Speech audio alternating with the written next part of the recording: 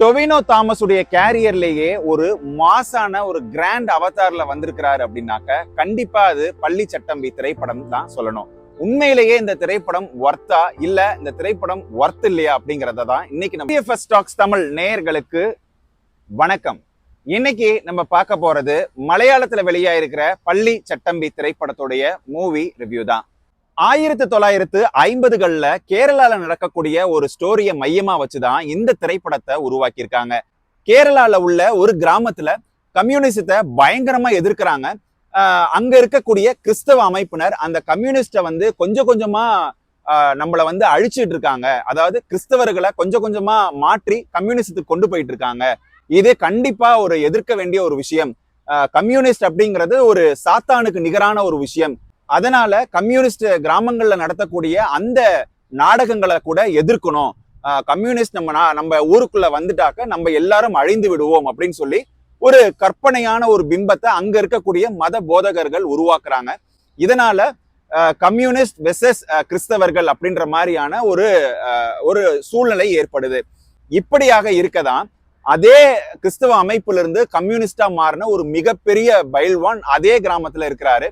அவர் கம்யூனிஸ்டால ரொம்ப ஈர்க்கப்பட்டதுனால அந்த கம்யூனிஸ்ட் கொடியை கொண்டு அந்த தேவாலயத்துக்கு முன்னாடி நட்டு வச்சு யாராவது இந்த கொடியை தொட்டிங்கனாக்கா உங்களை கொன்னுடுவேன் அப்படின்னு சொல்லி ஒட்டுமொத்த கிராமத்தையும் மிரட்டி இருக்காரு. இப்படியாக இருக்கதான் அங்க இருக்கிற எல்லா மத போதகர்களும் ஒண்ணு சேர்ந்து இதை இப்படியே விட்டோம் அப்படின்னாக்க ஒரு கிறிஸ்தவர்களும் இருக்க மாட்டாங்க. இதை எதிர்க்கிற மாதிரி இவனுடைய பலத்தை எதிர்ப்புக்கிற மாதிரியான ஒருத்தரை தேடி கண்டுபிடிச்சு அவரை நம்மளுடைய பிரதிநிதியா கொண்டு வரணும். அவர்தான் நம்ம கிறிஸ்தவ அமைப்பை காப்பாற்றுவார், அவர்தான் கர்த்தர் கொடுத்த அந்த பிள்ளை, அவரை யார் நம்ம கண்டுபிடிக்கணும் அப்படின்னு சொல்லி கிராமமா போய் தேடுறாங்க. அப்படி தேடும் போதுதான் நம்மளுடைய ஹீரோ தாமஸை தேடி கண்டுபிடிக்கிறாங்க. அவர் பிறப்பால ஒரு இந்து மதத்தை சேர்ந்தவரா இருக்கிறாரு. கிருஷ்ணன் பிள்ளை அப்படின்ற கேரக்டர்ல தான் அவர் இருக்கிறாரு.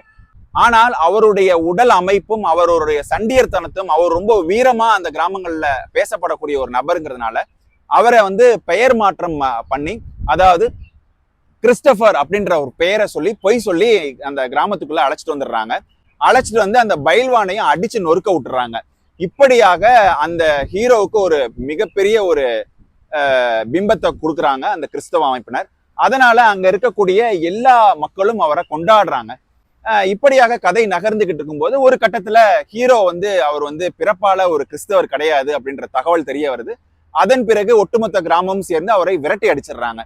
இதன் பிறகு இன்னொரு கதையும் வந்துட்டு இருக்கு பேரலா. அந்த கதை என்ன அப்படின்னாக்க, அந்த கிராமத்திற்கு பக்கத்திலேயே ஒரு மிகப்பெரிய ஒரு மலை ஒண்ணு இருக்கு. அந்த மலை அப்படிங்கிறது ஒரு மிகப்பெரிய தங்க சுரங்கம் கொண்ட அந்த மலை. அந்த மலையில பேய் இருக்கு, பூதம் இருக்கு அப்படின்னு சொல்லி ஒரு கதையை கட்டி அந்த மலையை யாரும் ஆட்கொள்ளாத அளவுக்கு அதுக்கு ஒரு கதையை ஒண்ணு ரெடி பண்ணி வச்சிருக்காங்க.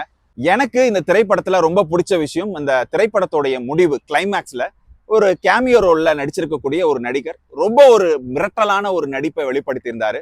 ஆரம்பத்துல அது யார் அப்படின்னு சொல்லி பயங்கர சஸ்பென்ஸ் எல்லாம் கொடுத்துட்டு இருந்தாங்க. கிளைமேக்ஸ்ல அதை ரிவீல் பண்ணிடுவாங்கன்னு நினைச்சோம். அதே மாதிரி ரிவீலும் பண்ணியிருந்தாங்க. ரொம்பவே ஒரு பவர் பேக்டான ஒரு மனுஷன், பயங்கரமா இருந்தாரு.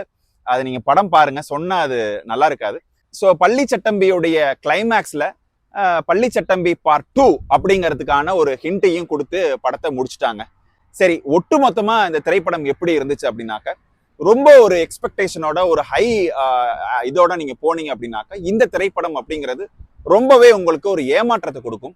ஆனா ஃபர்ஸ்ட் ஹாஃபும் சரி செகண்ட் ஹாஃபும் சரி ஒரு வேகமாவோ இல்ல ஒரு கதை பின்னி பிணைஞ்சு நகரக்கூடிய ஒரு ஸ்கிரீன் பிளேவோ இந்த திரைப்படத்துல இல்லாதது ரொம்பவே ஒரு ஏமாற்றம் தான். சரி மக்களே, இன்னைக்கு உங்களுக்கு பள்ளி சட்டம்பி திரைப்படத்துடைய மூவி ரிவ்யூ பிடிச்சிருக்கும் நான் நம்புறேன். மீண்டும் வேறொரு நிகழ்ச்சியில சந்திப்போம். அதுவரை உங்களிடமிருந்து விடைபெறுவது நான் உங்கள் அபராஜித்தன்.